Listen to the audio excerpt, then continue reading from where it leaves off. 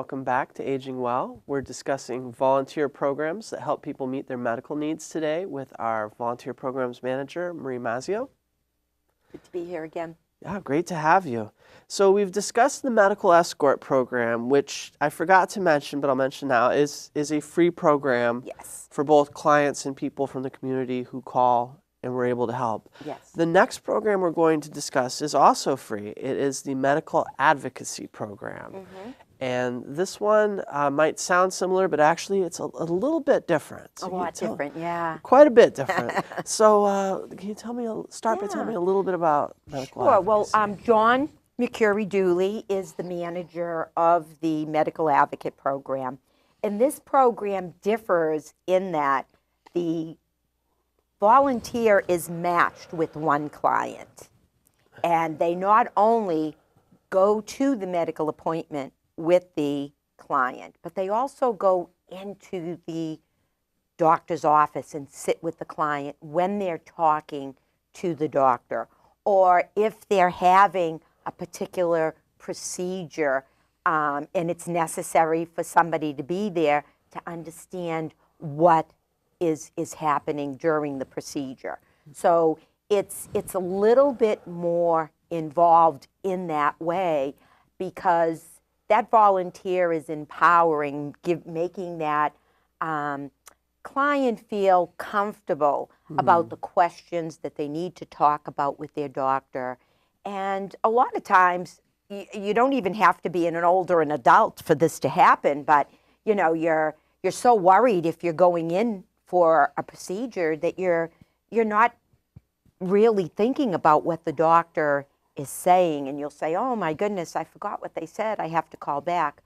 So older adults that maybe are a little more forgetful, when they're nervous, it just can be overwhelming for them. So making sure that the patient,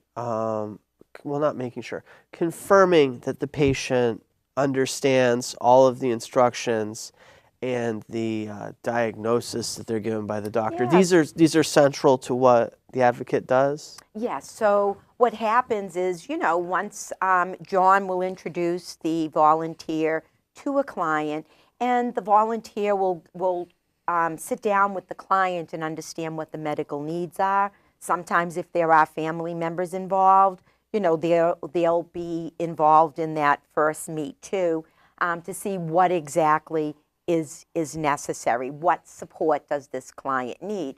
So some clients might only have 1 or 2 appointments a month, but then you might have other clients that have multiple appointments, have, you know, a health condition that maybe is a little bit more involved, changing of meds, and, you know, this can really get confusing.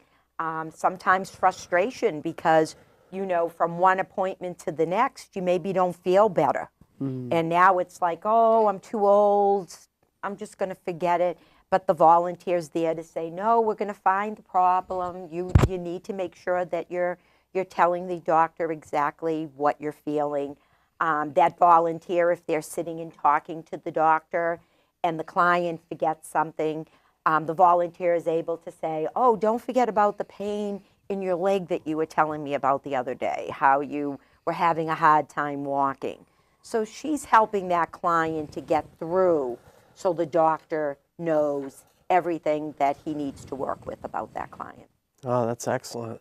So our advocates are volunteers. And actually, it's funny that you mentioned that they go in, because with the escorts, I didn't know this. I just assumed it. Like me with my friends, when I brought them there, I sat in the waiting room while they went in. Right. With the advocate, they go in with you. Yes. So that is a very big difference. Yes. And a lot of times, you know, sometimes clients are afraid to get rid of one medication.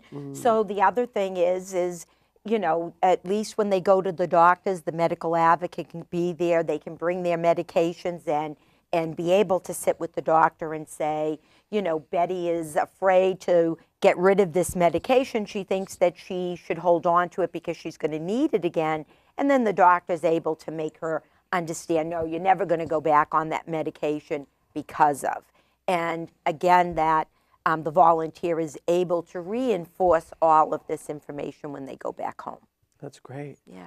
So, you need volunteers for the program. It sounds like you need ones that are able to sort of build a rapport with the person they're matched with. What are some of the other things that go into a good advocate? Well, I think where we get a lot of volunteers that are interested in this program is adults that have been taking care of a family member, their mother, their father, an aunt, a close friend, and they realize, wow, if it wasn't for me to be helping my mom and dad, what would be happening? You know, even with a friend that says, oh my goodness, I don't know what I would do without you taking me here, or, you know, I missed that whole part what the doctor said because I was just so upset when he told me what he was looking for.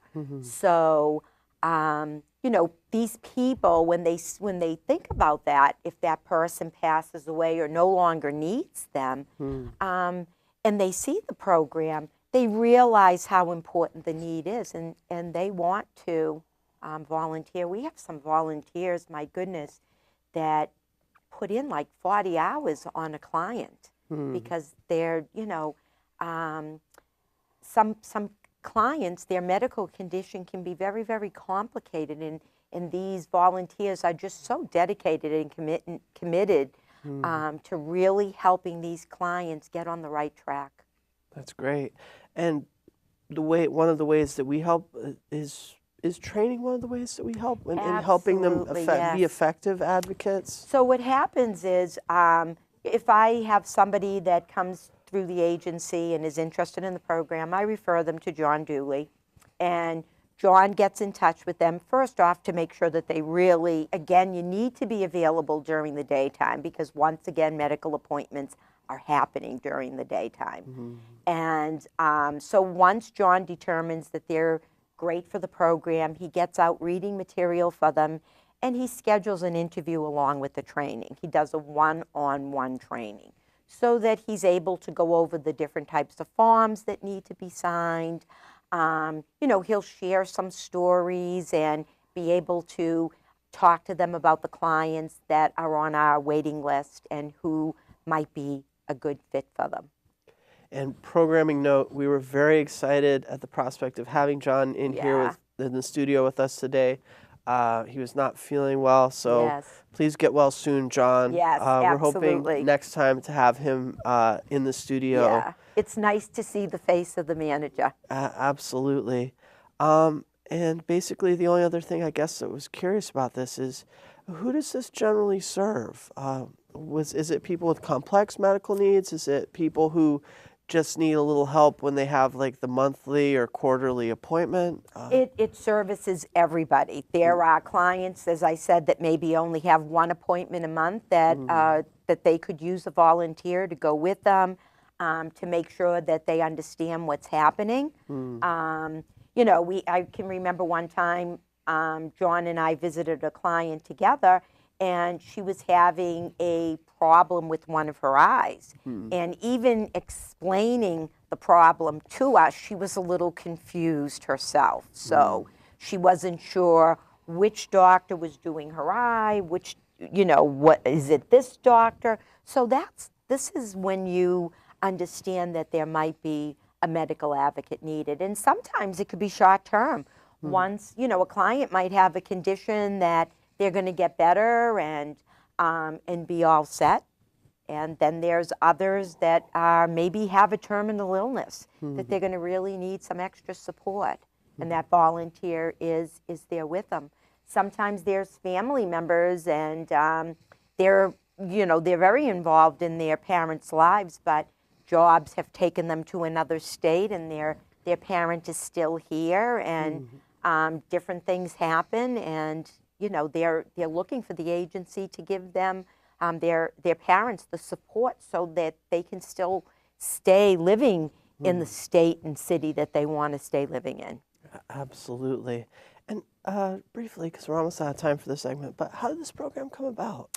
Well, the program started in 2010, and John O'Neill, our executive director, read something in the newspaper about a medical advocate program, and that's how we started to look into it. John Dooley, I had just interviewed for a volunteer position, and he was wondering if there was some type of a program because John had helped his dad with all of his medical appointments. So I was very fortunate. I made a phone call to John and said, hey, what do you think? You want to work with me and we'll get this program started? And we visited one of the elder services out in Danvers and Merrimack, and John and I,